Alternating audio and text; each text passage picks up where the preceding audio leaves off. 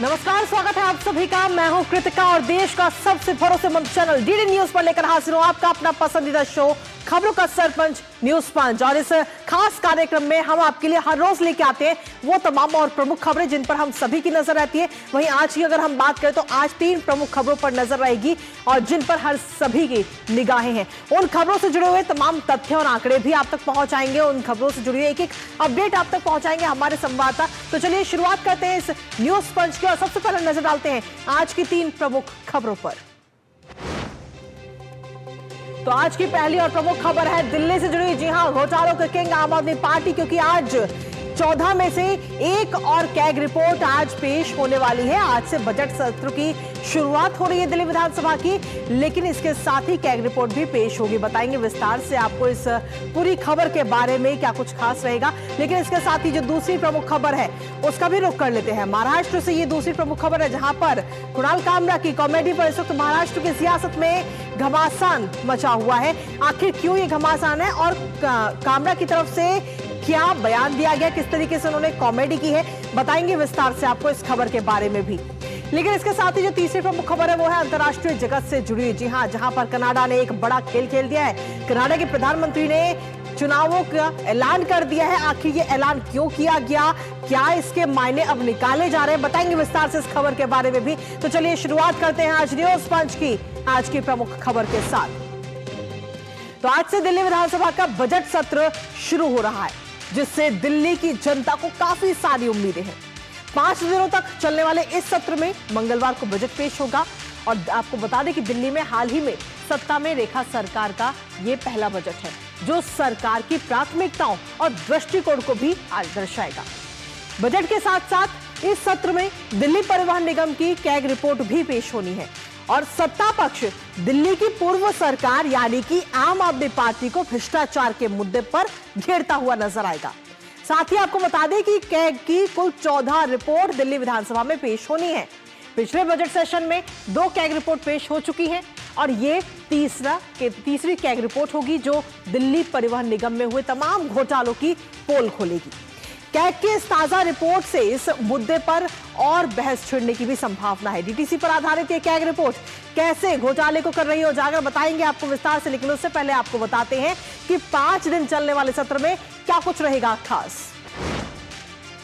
तो विकसित दिल्ली का विकसित बजट, ये 2025-26 का ये बजट होगा, जिसमें आपको बता दें कि 25 से 28 मार्च तक ये सत्र चलेगा। 5 दिनों का ये सत्र होगा, जिसमें सीधे तौर पर तीसरी कैग रिपोर्ट भी पेश की जाएगी। हालांकि इससे पहले अगर हम देखें तो 2 कैग रिपोर्ट पेश की जा चुकी हैं और आज ये तीसरी कैग रिपोर्ट होगी।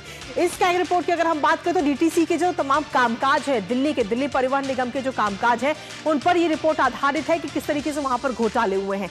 इसके साथ ही रेखा सरकार का ये पहला बजट है और इससे पहले बजट से दिल्ली वालों को बहुत सारी उम्मीदें हैं। हर किसी को उम्मीदें हैं दिल्ली के इस बजट से। मंगलवार को बजट पेश होना, यानी कि कल बजट पेश होगा और इस बार का बजट बेहद खास है अपने आप में, क्योंकि इस बजट को बनाने के लिए दिल्ली वालों की राय भी ली गई, उनसे सुझाव भी लिए गए, जिसमें 10,000 लोगों ने सुझाव दिए हैं इस बजट को बनाने में। और आमजन के जो ये तमाम सुझाव थे, उनमें से कई सारे सुझावों को बजट में शामिल भी किया गया है। इसके साथ ही आपको बता दें कि इस बार का सत्र भी काफी खास और काफी अहम, क्योंकि भ्रष्टाचार के मुद्दे पर आम आदमी पार्टी को घेरती हुई भारतीय जनता पार्टी इस बार नजर आएगी। यानी कि सत्ता पक्ष जो है वो विपक्ष को घेरेगा पुराने मुद्दों को लेकर के, खासतौर पर कैग रिपोर्ट को लेकर के। लेकिन इसके साथ ही जो डीटीसी की जो कैग रिपोर्ट सामने आने वाली है, उस पर भी घमासान मचना लगभग तय माना जा रहा है, क्योंकि कैग रिपोर्ट से ये बड़ा खुलासा हुआ है, जहां डीटीसी में घोटाले की बात कही जा रही है। आपको बता दें कि इसमें सीधे तौर पर कहा जा रहा है कि जो पुरानी बसों की खस्ता हालत है, पुरानी बसें लगातार चल रही हैं और उनको नहीं हटाया गया, जिसकी वजह से काफी परेशानी भी हो रही है। मार्च 2022 तक अगर आपको बता दें तो 3,937 बसों का संचालन किया जा रहा था जमीनी स्तर पर। इसके साथ ही जिनमें से 1770 बसें ओवर एज थी, यानी कि उनकी उम्र से ज्यादा, और इसमें लो फ्लोर बसें भी शामिल थी। उम्र से ज्यादा बसें होने के बावजूद भी उनको जमीनी स्तर पर चलाया जा रहा था। बार बार ब्रेकडाउन की वजह से कहीं ना कहीं आम जनता जो इसमें हर रोज ट्रेवल कर रही थी, उसको सबसे ज्यादा परेशानी हुई। कुल मिलाकर हम देखें तो बसों की संख्या बढ़ाने पर सरकार जो है वो फेल होती हुई नजर आई है। इसके साथ ही आपको बता दें कि उपलब्ध धन था, लेकिन उसके बावजूद विस्तार करने में कहीं ना कहीं सरकार जो है वो विफल साबित हुई है। उपलब्ध धन के बावजूद भी संख्या नहीं बढ़ाई गई। साल 2007 की अगर बात करें तो दिल्ली हाईकोर्ट ने 11,000 बसों को बढ़ाने का आदेश दिया गया था कि 11,000 बसें होनी चाहिए दिल्ली में सड़कों पर, और 2012 में लेकिन दिल्ली कैबिनेट ने 5,500 का ही संशोधित लक्ष्य निर्धारित किया, यानी कि 11,000 को हटाकर तो उसका लक्ष्य आधा कर दिया गया।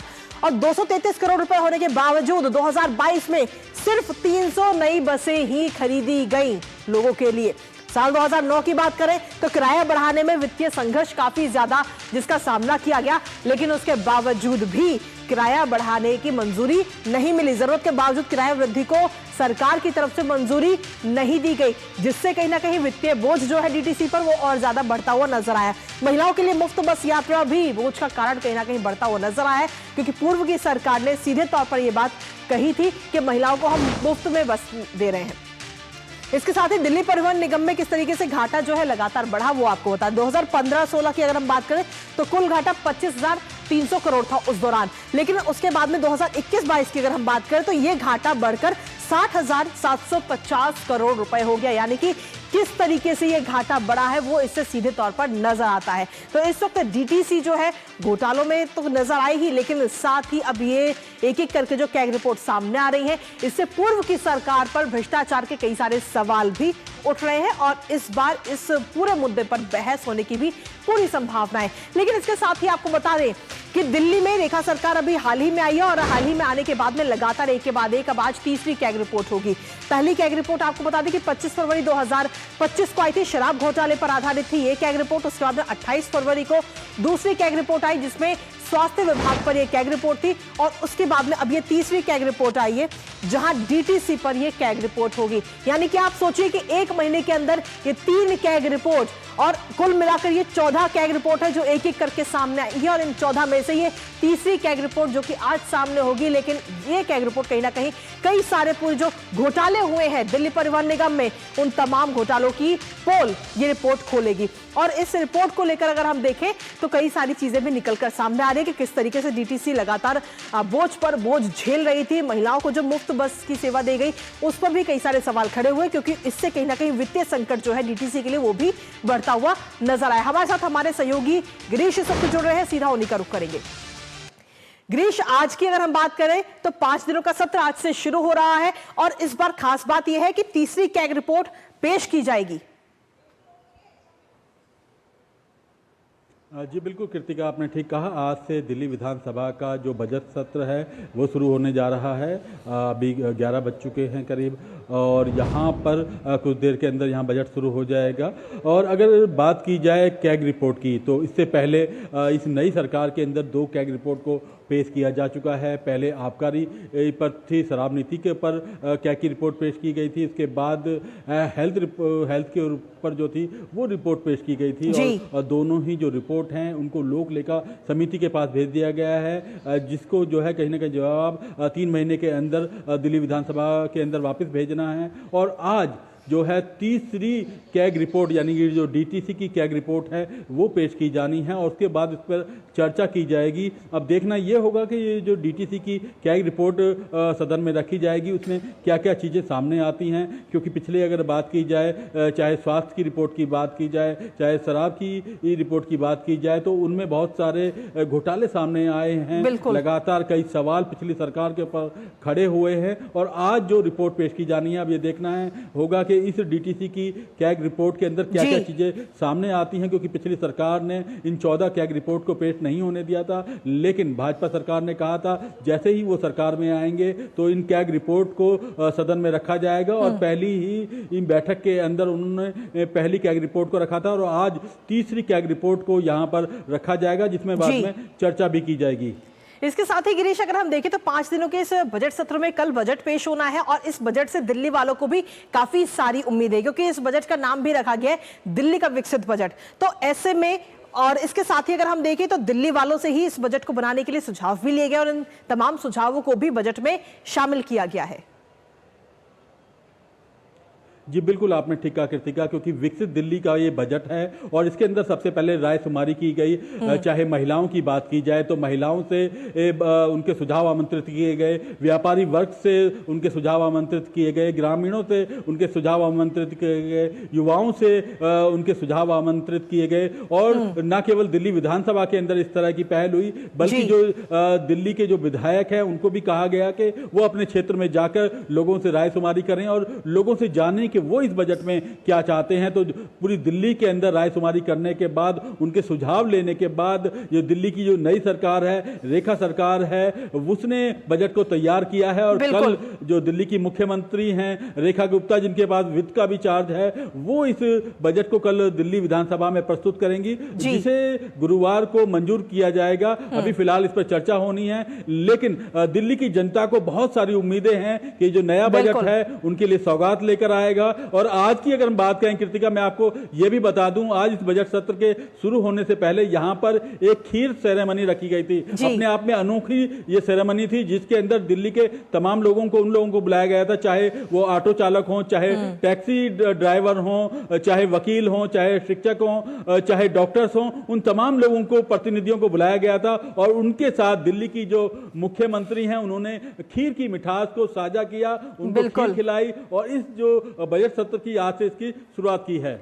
फिलहाल अब देखना होगा कि खीर की मिठास के बाद इस बार का जो बजट सत्र होगा उसके बाद में विधानसभा के अंदर कितनी मिठास नजर आती है। फिलहाल बहुत बहुत शुक्रिया गिरीश, तमाम जानकारी हमें हमारे साथ साझा करने के लिए। कुल मिलाकर देखना होगा कि इस बार बजट सत्र से दिल्ली वालों को तो काफी सारी उम्मीदें हैं, लेकिन रेखा सरकार दिल्ली वालों की इन उम्मीदों पर कितना खरा उतरेंगी, नजर इस पर लगातार बनी रहेगी। लेकिन इसी बीच न्यूज पर फिर वक्त एक छोटे से ब्रेक का है, आप बने रहिए हमारे साथ। तो अपने सोने को काम पे लगाइए, आज ही कॉल कीजिए 1-800-313-1212 पर।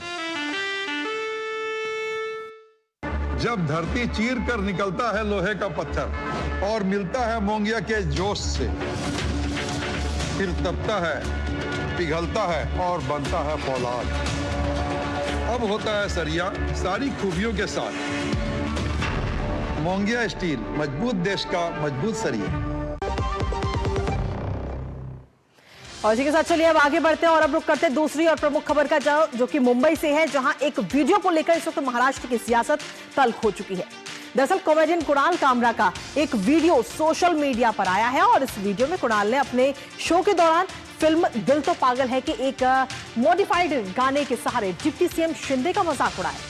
इस वीडियो के सामने आने के बाद में महाराष्ट्र की राजनीति में बवाल मचा हुआ है। बड़ी संख्या में शिवसेना कार्यकर्ता यूनिकॉन्टिनेंटल क्लब पहुंचे और तोड़फोड़ वहां पर की। इसके साथ ही शिवसेना कुणाल कामरा के खिलाफ कार्रवाई की मांग भी कर रही है और साथ ही मुंह काला करने की धमकी भी दे रही है। तो वहीं दूसरी तरफ यूनिकॉन्टिनेंटल क्लब से ने तोड़फोड़ को लेकर शिवसेना युवा सेना शिंदे गुट के महासचिव राहुल कनाल और 19 अन्यों के खिलाफ एफआईआर भी दर्ज की गई। करेंगे चर्चा इस पूरे मामले को लेकर, लेकिन उससे पहले आपको दिखाते हैं कि आखिर ये पूरा मामला क्या है। तो शिवसेना का दिखेगा दम, क्या कामरा होंगे बेदम? क्योंकि जिस तरीके से ये वीडियो सामने आया जिसमें शिंदे का मजाक उड़ाया गया, उस मजाक के बाद में अब तमाम सवाल भी खड़े हो रहे हैं। इस विवादित बयान से शिवसेना के जो कार्यकर्ता है उनमें काफी आक्रोश नजर आ रहा है, काफी गुस्सा है और इस गुस्से को लेकर के तोड़फोड़ भी की गई। लेकिन साथ ही शिवसेना ने कुणाल कामरा को धमकी भी दे दी है कि इस पूरे मामले पर वो माफी मांगे, ये बात कही गई है। 2 दिन के अंदर माफी मांगने की हिदायत शिवसेना की तरफ से दी गई है कि 2 दिन के अंदर जो कॉमेडियन कुणाल कामरा है वो माफी मांग ले, वरना मुंह काला करने की बात कही गई। आपको बता दें कि एमआईडीसी पुलिस स्टेशन में इस पूरे मामले को लेकर एफआईआर भी दर्ज की गई है। इसके साथ ही शिवसेना विधायक की अगर हम बात करें तो शिवसेना विधायक मुर्ची पटेल ने यह एफआईआर दर्ज कराई है कुणाल कामरा के खिलाफ। और इसके साथ ही उन्होंने ये भी कहा कि सार्वजनिक जगह पर दिखे तो काले पोतेंगे, ये बात कही गई। फिलहाल ये 3 तस्वीरें इस वक्त आपको दिखा रही है। जिसमें पहली तस्वीर आप देख रहे हैं जब वो वहां पर एफआईआर दर्ज कराने के लिए पहुंचते हैं कुणाल कामरा के खिलाफ। दूसरी तस्वीर में आप देख रहे हैं किस तरीके से विरोध शिवसेना के लोग करते हुए नजर आए। शिवसेना के जो तमाम कार्यकर्ता हैं, युवा शिवसेना जिसे कहा जा रहा है, वो किस तरीके से लगातार विरोध कर रही है। और तीसरी तस्वीर में आपको दिखा रहे हैं जब कॉन्टिनेंटल क्लब वहां पर पहुंचा जाता है और वहां पर तोड़फोड़ की जाती है। तो ये 3 तस्वीरें काफी प्रमुख रूप से सामने आई और इन तीनों ही तस्वीरों को लेकर अगर हम देखें तो इस वक्त महाराष्ट्र की सियासत में काफी ज्यादा बवाल देखने को मिल रहा है। इसके साथ ही ये तो फिलहाल ये 3 तस्वीरें सामने आई हैं। एफआईआर भी इस पूरे मामले में दर्ज कर ली गई है। साथ ही जो तोड़फोड़ की गई क्लब में, उस पर भी एफआईआर दर्ज हो चुकी है कुल 20 लोगों के खिलाफ। आखिर पूरा मामला क्या है वो भी आपको बता दें। विवादित बयान को लेकर stand up comedian Kunal Kamra इस वक्त चर्चा में बने हुए हैं। दरअसल उन्होंने एकनाथ शिंदे पर जो विवादास्पद टिप्पणी की थी, उस टिप्पणी के बाद में ये पूरा बवाल मचा हुआ है और साथ ही महाराष्ट्र पॉलिटिक्स पर भी अब ये वीडियो पोस्ट किया गया है। महाराष्ट्र पॉलिटिक्स जो सामने आई उसको लेकर ये वीडियो पोस्ट किया गया और उस वीडियो के जरिए डिप्टी सीएम एकनाथ शिंदे पर तंज कसा गया है इन कॉमेडियन के जरिए। और कॉमेडियन ने जो तंज कसा है उसको लेकर अब शिवसेना में काफी आक्रोश है, काफी गुस्सा भी है। डिप्टी सीएम पर जो अभद्र टिप्पणी की गई उसको लेकर काफी सवाल अब खड़े हो रहे हैं। साथ ही आपको बता दें कि फिल्म दिल तो पागल है कि गाने की तर्ज पर यह व्यंग कसा गया था और इस वीडियो को जैसे ये वीडियो सामने आया सोशल मीडिया पर तो तमाम सवाल खड़े हो गए। अब ऐसे में एकनाथ शिंदे की तरफ से क्या कुछ कहा गया वो भी आपको बताएंगे, लेकिन साथ ही भारतीय जनता पार्टी ने कुणाल कामरा पर किस तरीके से निशाना साधा है पहले वो आपको सुनाते हैं। ठाकरे परिवार का जैसे ही नाम आता है, क्या लोगों का ध्यान भटकाने के लिए जानबूझकर के कुणाल कामरा ने यह समय चुना? ठाकरे गुट के कहने पर क्या कारण है? अब समय आ गया है वो जहां दिखे उसके मुंह को कालीन पोंछने का। कुणाल कामरा के ऊपर महाराष्ट्र की पुलिस, महाराष्ट्र की सरकार कड़ी से कड़ी कार्रवाई करेगी, पर उसे चेतावनी है, अभिव्यक्ति के आजादी के नाम पर वो ओछी पब्लिसिटी पाने के लिए अभद्र भाषा का प्रयोग नहीं कर सकता। वहीं शिवसेना शिंदे गुट के नेता नरेश महास्के की तरफ से क्या कुछ कहा गया है वो भी आपको सुनाते हैं। कुछ पैसे के लिए हमारे ऊपर टीका टिप्पणी कर रहे हैं, हमारे नेता के ऊपर टीका टिप्पणी कर रहे हैं। कुणाल कामरा, अब तुम महाराष्ट्र नहीं हिंदुस्तान में भी अभी घूम नहीं सकते। हमारे शिवसैनिक है ना, आपको आपकी जगह दिखाएंगे। और संजय राउत यूबीटी वाले, क्या आपकी हालत हुई है? अरे हमें बुरा लग रहा है, हमारे नेता के ऊपर टीका टिप्पणी करने के लिए आपके पास कार्यकर्ता भी नहीं बचे। संजय राउत, अगर आप में हिम्मत है ना तो आप हमारे ऊपर टीका टिप्पणी कर। ये क्या भाड़ोत्री लोग, आप हमारे ऊपर टीका टिप्पणी करने के लिए पैसा देके आप इस्तेमाल कर रहे हैं। कुणाल कामरा एक व्यक्ति ने हम सबके नेता महाराष्ट्र के उप मुख्यमंत्री माननीय एकनाथ राव शिंदे जी के खिलाफ नीचे के स्तर पर जाके जो टिप्पणी की है उसके खिलाफ हम सब ने आज एमआईडीसी पुलिस स्टेशन में आए और इसके खिलाफ एफआईआर दर्ज की है। मैं आपके माध्यम से उसको मैसेज देना चाहता हूं कि आने वाले 2 दिन में हमारे नेता की माफी मांगे। अगर उसने माफी नहीं मांगी तो मुंबई के शिवसैनिक उसको रास्ते में घूमने नहीं देंगे और जहां भी दिखेगा उसके मुंह पे काला पोतने की कोशिश हमारे शिवसैनिक करेंगे। तो सीधे तौर पर ये तमाम बातें और तमाम बयान इस वक्त सामने आ रहे हैं और इसी पर ताजा अपडेट ले लेते हैं। हमारे साथ में शिशिर इस वक्त हमारे सहयोगी जुड़ रहे हैं मुंबई से, सीधा उन्हीं का रुख करेंगे। शिशिर, वीडियो सामने आने के बाद में जो कॉमेडियन का वीडियो सामने आया है उसके बाद महाराष्ट्र की सियासत में अलग ही बवाल मचा हुआ है। काफी सियासत इस वक्त देखने को मिल रही है महाराष्ट्र की राजनीति में। इसको लेकर क्या कुछ अपडेट है आपके पास में और किस तरीके की प्रतिक्रिया इस वक्त मिल रही है?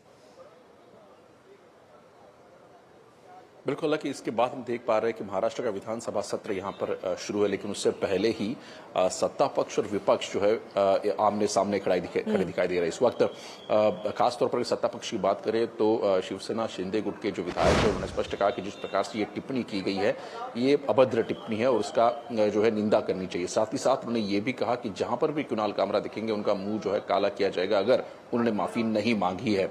तो ये प्रमुख बात है। लेकिन और एक बात इसमें ये भी शिवसेना शिंदे गुट के द्वारा कही गई है कि एक बात कुणाल कामरा ने कही है लेकिन इसके पीछे आका कोई और है। जिस प्रकार से कुणाल कामरा की इस टिप्पणी के बाद हमने देखा कि संजय राउत का ट्वीट सामने आता है, आदित्य ठाकरे का ट्वीट सामने आता है, तो शिंदे गुट का सीधा निशाना जो है उद्धव ठाकरे गुट पर है कि जिस प्रकार से टिप्पणी की गई। हालांकि कल और परसों 2 दिन महाराष्ट्र की विधानसभा में अगर देखा जाए तो संविधान के ऊपर चर्चा जो है वो यहाँ पर शुरू होने वाली है और ऐसे में इसके पहले इस प्रकार से comedian, stand up comedian Kunal Kamra का जो वीडियो सामने आता है जिसमें उन्होंने एक हाथ में संविधान भी पकड़ा है।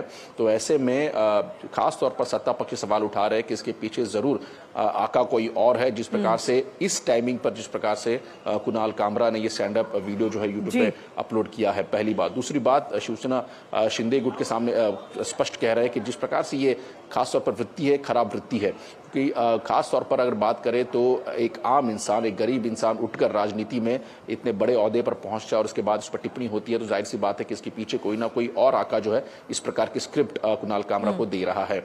इस प्रकार का जवाब जो है शिंदे गुट से। लेकिन कोई विपक्ष की बात करे तो विपक्ष काफी मुखर है इसको लेकर। उन्होंने कहा कि जिस प्रकार से बात कुणाल कामरा ने की है उसमें कोई आपत्तिजनक बात नहीं है। दूसरी बात, उन्होंने ये भी कहा कि उनके स्वयं के नेता, मतलब कांग्रेस के नेता या फिर विपक्ष के नेता, उनके ऊपर भी कई बार इस प्रकार से टिप्पणियां की गई है, लेकिन किसी ने भी तोड़फोड़ नहीं की है। और इसीलिए विपक्ष की ये मांग है कि जिस प्रकार से इस टिप्पणी के बाद शिंदे समर्थकों ने स्टूडियो की तोड़फोड़ की है, उनके खिलाफ सत्ता पक्ष कार्रवाई करे। सत्ता पक्ष, विपक्ष द्वारा ये कहा जा रहा है कि सत्ता पक्ष इस वक्त जो है सहन नहीं कर पा रहा इसकी टिप्पणियां, जिस प्रकार से टॉलरेंस लेवल है वो सत्ता पक्ष के पास कमी है, इस प्रकार की बात विपक्ष यहां पर कर रहा है। तो जाहिर सी बात है सत्ता पक्ष और विपक्ष दोनों आमने सामने इस वक्त खड़े दिखाई दे रहे हैं। चलिए, फिलहाल बहुत बहुत शुक्रिया शिशिर, तमाम जानकारी हमारे साथ साझा करने के लिए। इस खबर को लेकर साथ ही आप इस पर अपनी नजर लगातार बनाए रखिएगा। तो महाराष्ट्र की सियासत में जो उथल पुथल मची है उसको लेकर नजर हमारी लगातार बनी हुई, लेकिन साथ ही तीसरी प्रमुख खबर का भी रुख कर लेते हैं अंतर्राष्ट्रीय जगत से। ये तीसरी प्रमुख खबर, जहां आपको बता दें कि कनाडा के नए प्रधानमंत्री मार्क कार्ने ने देश में मध्यावधि चुनाव कराने का ऐलान कर दिया है। दरअसल कार्ने ने अचानक से 28 अप्रैल को देश में चुनाव कराने की घोषणा की है। मार्क कार्ने ने जस्टिन ट्रूडो के पद से हटने के बाद कनाडा में प्रधानमंत्री का ये पद संभाला। और दरअसल प्रधानमंत्री मार्क कार्ने का ये फैसला अब ऐसे समय पर आया जब कनाडा अपने पड़ोसी देश अमेरिका के साथ ट्रेड वॉर से जूझ रहा है। तो वहीं अमेरिकन राष्ट्रपति डोनाल्ड ट्रंप कनाडा को अमेरिका का 51वां राज्य बनाने की भी बात कह रहे हैं। मार्क ने चुनाव कराने की घोषणा के साथ ही यह भी कहा कि डोनाल्ड ट्रंप हमें तोड़ना चाहते हैं। तो वहीं उन्होंने टैरिफ वॉर को सबसे बड़ा खतरा बताते हुए कहा है कि ट्रंप से निपटने के लिए मजबूत जनादेश जरूरी है। अब लिबरल पार्टी और देश के नागरिकों की उम्मीद है कि आर्थिक मोर्चे पर उनके काम के लंबे इतिहास की वजह से वो देश में आर्थिक स्थिति में सुधार कर सकते हैं। करेंगे चर्चा उसको लेकर, लेकिन उससे पहले आपको बताते हैं कि चुनाव आखिर कब होने हैं और इसके पीछे की क्या वजह बताई जा रही है। तो आपको बता दें कि कनाडा में 28 अप्रैल को होने चुनाव, और जहां नए पीएम मार्क कार्ने ने अचानक से ये ऐलान किया है और इसको लेकर के आपको बता दें कि 20 अक्टूबर तक हालांकि ये चुनाव होने थे, लेकिन अब 28 अप्रैल को ही ये चुनाव किए जाएंगे। इस बात का ऐलान इस वक्त कनाडा के पीएम की तरफ से किया गया है और समय से पहले ही चुनाव की घोषणा की गई है, जिसके पीछे कई राजनीतिक कारण भी देखे जा रहे हैं। और उसमें कहा जा रहा है कि जिस तरीके से ट्रंप की तरफ से लगातार धमकियां भी मिल रही है, टैरिफ वॉर एक तरह से छिड़ा हुआ है, इन तमाम चीजों को लेकर यह ऐलान किया गया। इसके साथ ही आपको बता दें कि लिबरल पार्टी का नेता चुनने के सीधे तौर पर आसार इस वक्त नजर आ रहे हैं चुनावों के दौरान। इस पर अगर हम नजर डालते हैं, साथ ही ट्रंप से निपटने के लिए मजबूत जनादेश मिलने की बात भी इस वक्त कनाडा के पीएम की तरफ से कही गई, क्योंकि ट्रंप की तरफ से एक तरह से देखें तो ये वॉर छिड़ा हुआ है। साथ ही टैरिफ वॉर का मुंहतोड़ जवाब भी दिया जा रहा है। मध्यावधि चुनाव की अटकलों का जो दौर था वो अब खत्म हो चुका है। हालांकि अक्टूबर तक की बात थी चुनावों को लेकर। अब नई सरकार ट्रंप की धमकी का मुंहतोड़ जवाब देगी। जो भी नई सरकार चुनकर आएगी कनाडा में, वो अब मुंहतोड़ जवाब देती हुई नजर आएगी। कई देशों के साथ अपने रिश्तों की समीक्षा भी अब कनाडा आगे आने वाले समय में करता हुआ नजर आएगा। हमारे साथ हमारे सहयोगी अखिलेश इस वक्त जुड़ रहे हैं, सीधा उन्हीं का रुख करेंगे। अखिलेश, फिलहाल अगर कनाडा की राजनीति की बात करें तो कई सारी चीजें निकलकर सामने आ रही है। जहां एक तरफ वहां जमीनी स्तर पर हालात खराब होते हुए नजर आए, वहीं दूसरी तरफ अमेरिका भी कम नहीं है। अमेरिका भी लगातार वार करता हुआ नजर आ रहा है, जिसमें एक टैरिफ वॉर की बात सामने आई, साथ ही कनाडा को अपना राज्य बनाने की भी बात सामने आई।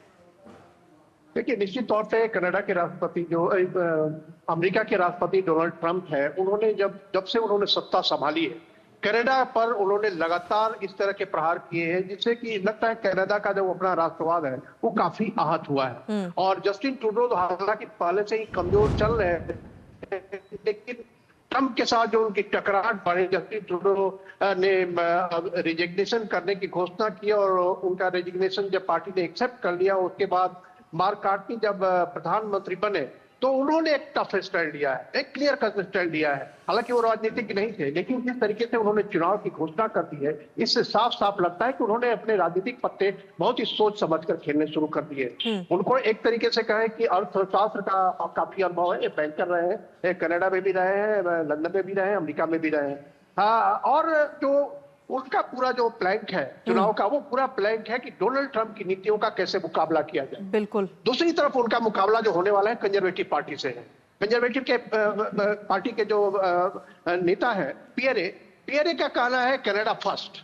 अब कनाडा फर्स्ट में उनका जो पूरा प्लान है वो है कि कनाडा में जो लोगों के रहन सहन का स्तर, कनाडा में जो महंगाई बढ़ रही है उसका स्तर, उसके बाद कनाडा के लोगों के अंदर जो एक प्रॉस्पेरिटी की भावना है उसको बचाना। लेकिन उनकी जो सबसे बड़ी समस्या ये है कि डोनाल्ड ट्रंप जो आमतौर पे आइडियोलॉजिकली लिबरल पार्टीज के खिलाफ स्टेप लेते हैं, जैसे ब्रिटेन में वो लेबर पार्टी के खिलाफ लेंगे, उसके बाद कनाडा में वो कंजर्वेटिव पार्टी के पक्ष में लेंगे। तो अगर ऐसा वो पक्ष लेते हैं तब उनके लिए परेशानी होगी, क्योंकि लिबरल पार्टी का जो पूरा अभी सपोर्ट बेस है, सपोर्ट बेस अचानक काफी बड़ा है, और इस सपोर्ट बेस को अगर लिबरल पार्टी बनाए रखती है तो निश्चित तौर पे जो डोनाल्ड ट्रंप की जो इच्छा थी कि लिबरल पार्टी अलग हट जाए, कंजर्वेटिव पार्टी की सरकार आ जाए, और उसके बाद जो है कनाडा जो है अमेरिका के 51st स्टेट के रूप में बात करने को तैयार हो जाए, तो ये डोनाल्ड ट्रंप के मंसूबे पे काफी बुरा